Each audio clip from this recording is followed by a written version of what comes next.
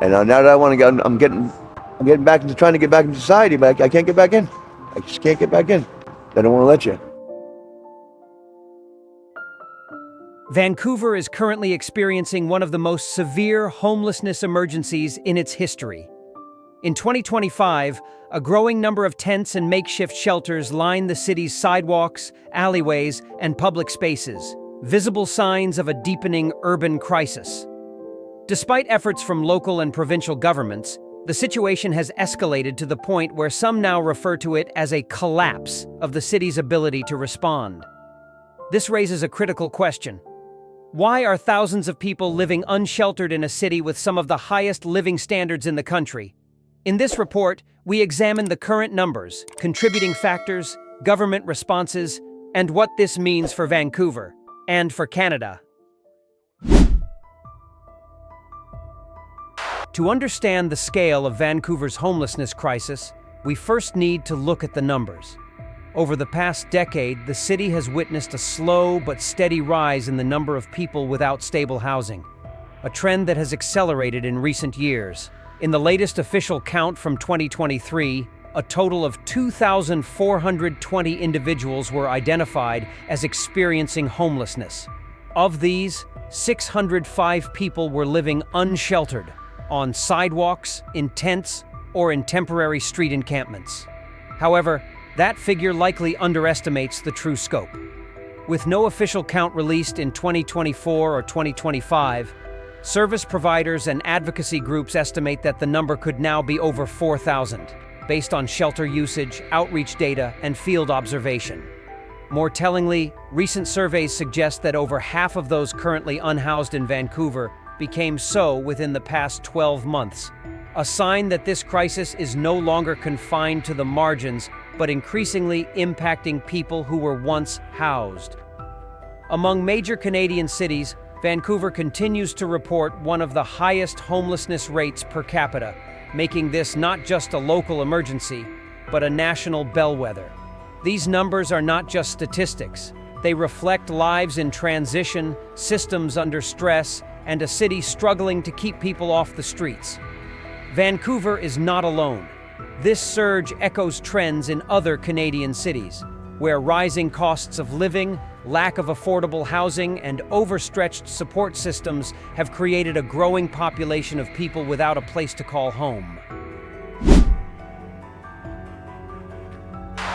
Few places in Canada reflect the homelessness crisis as starkly as Vancouver's downtown Eastside. Often referred to simply as DTES, this small neighborhood, less than 1 square kilometer in size, has become one of the densest concentrations of poverty, addiction, and displacement in the country.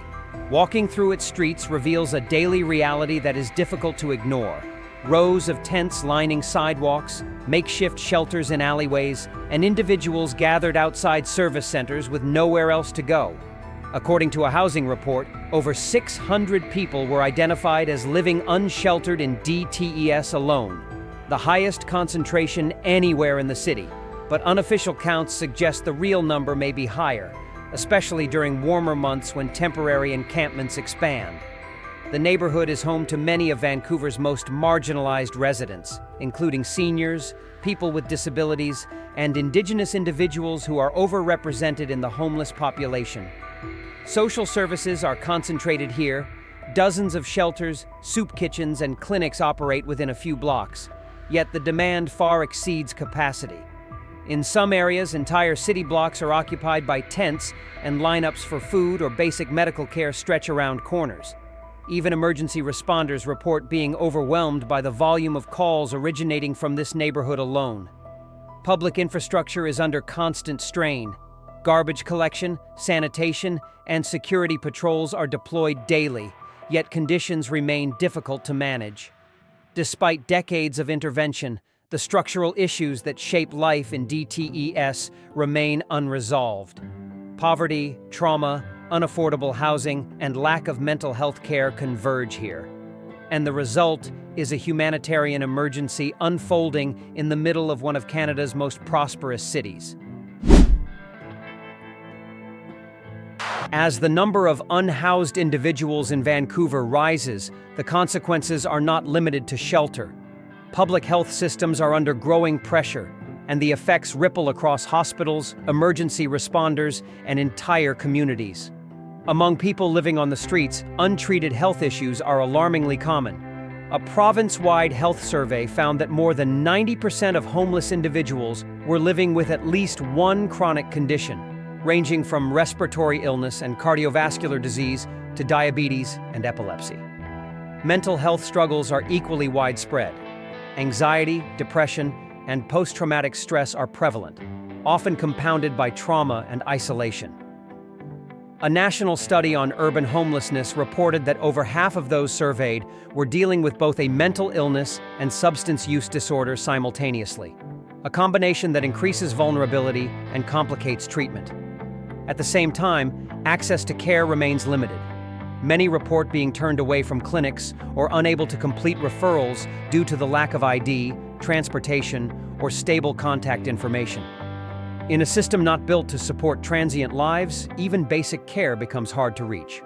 Outbreaks of infectious diseases, including tuberculosis, hepatitis C, and HIV, are more frequent in shelters and encampments where overcrowding, poor sanitation, and lack of hygiene supplies are daily realities. Emergency departments increasingly bear the brunt. Paramedics are dispatched daily to respond to overdoses, withdrawal symptoms, and mental health crises. But frontline workers can only do so much when follow-up care is unavailable or inconsistent. For many, the cycle is predictable: crisis, hospital, discharge, and then back to the street. Community-based organizations have stepped in to fill some of the gaps, offering outreach, mobile clinics, and harm reduction services. But their resources are finite, and demand keeps growing.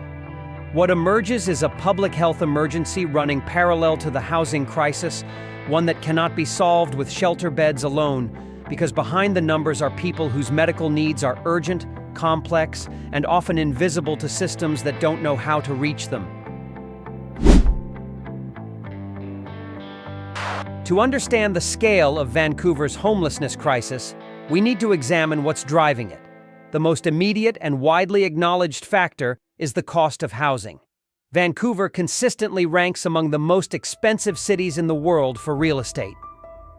According to a 2023 report by the Real Estate Board of Greater Vancouver, the benchmark price for a detached home reached $2.8 million.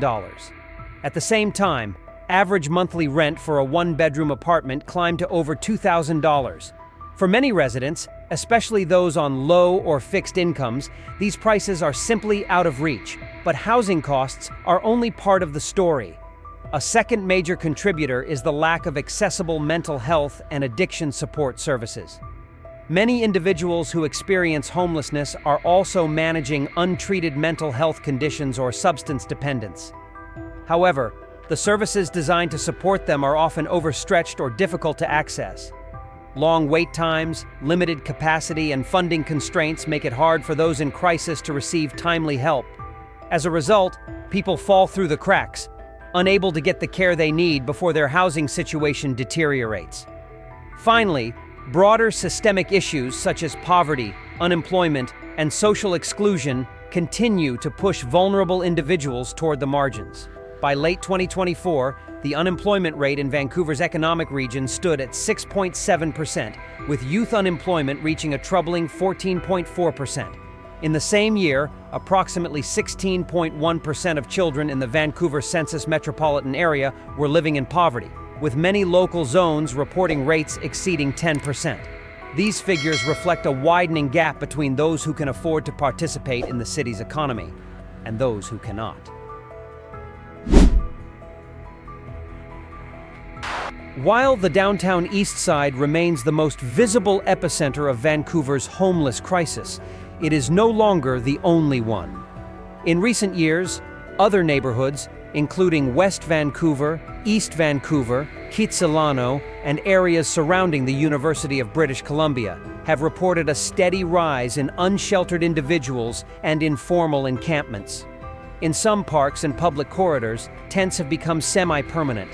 Sidewalks once seen as clean and orderly now serve as makeshift living spaces for those with nowhere else to go. These changes have sparked growing concern among local residents, particularly in traditionally affluent or residential neighborhoods.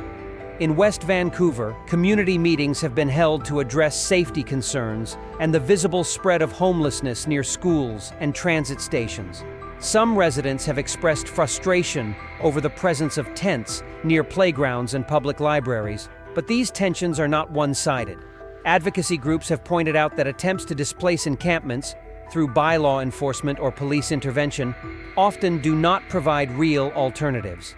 In some cases, tent removals have resulted in people being pushed from one neighborhood to another without access to safe shelter.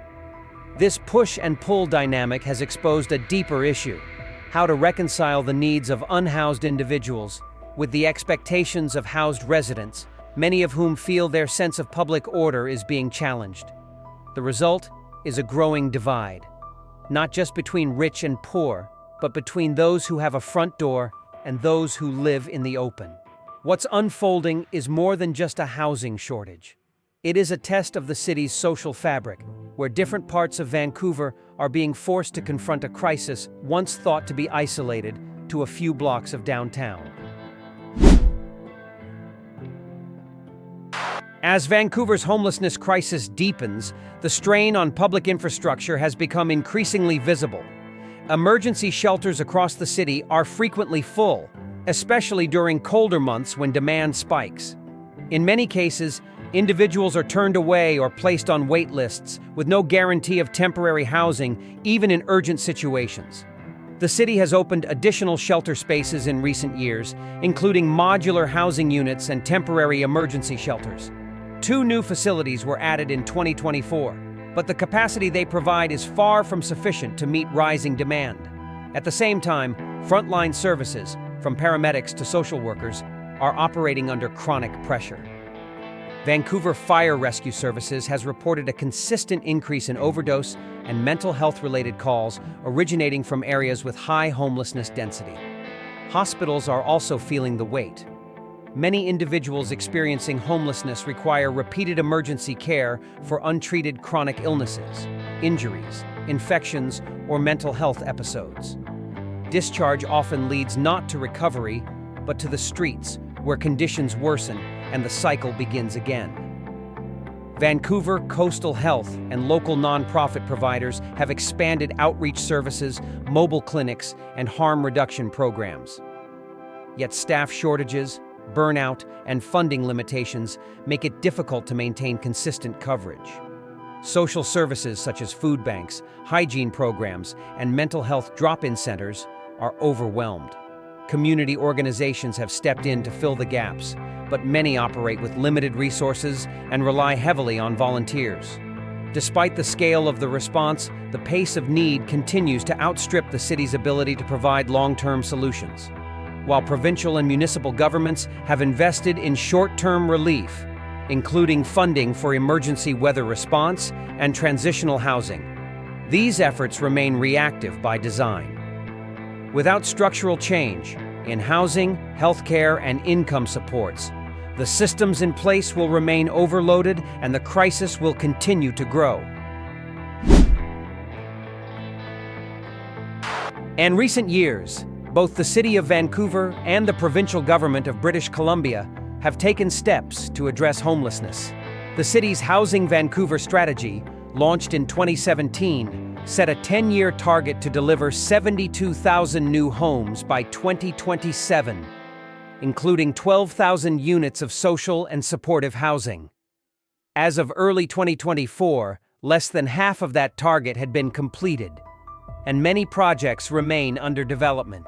To supplement that, the province introduced the BC Housing Strategy in 2018, a $7 billion 10-year plan later expanded to over $10 billion. It promised to build 114,000 affordable homes across BC, with a strong focus on vulnerable populations. As of mid-2023, around 36,000 units had been delivered or were under construction. Vancouver has also piloted the Housing First model, a globally recognized approach that places individuals into permanent housing before addressing other needs. Several projects have shown promising results, including reduced emergency service use and improved housing retention rates. But the scale of the problem continues to outpace the response. Shelter beds may offer temporary relief, but they do not solve the deeper structural gaps in the housing and social support system. Advocates argue that the city must accelerate construction timelines, streamline zoning for non-market housing, and ensure rent subsidies are better aligned with real-world costs, especially as market rents in Vancouver remain among the highest in North America. On the health side, expanded investment in mental health care, addiction recovery programs, and trauma-informed support remains essential.